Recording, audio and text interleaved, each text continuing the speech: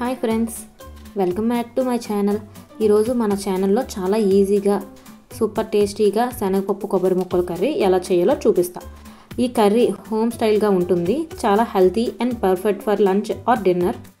ఇంకా రెసిపీ వచ్చేసరికి గంట ముందు నానబెట్టుకున్న శనగపప్పు, కొబ్బరి ముక్కలు, అలాగే ఇంకా మనకి ఆవాలు, మినపప్పు, జీలకర్ర, ఆనియన్స్, గ్రీన్ చిల్లీ, టమాటా, కర్రీ లీవ్స్, ఎల్లుల్లిపాయ, పసుపు, కారం, టేస్ట్కి సరిపోయినంత సాల్ట్ వేసి స్లో ఫ్లేమ్లో కుక్ చేస్తే ఆరోమా ఎంతో బాగా వస్తుందో కదా.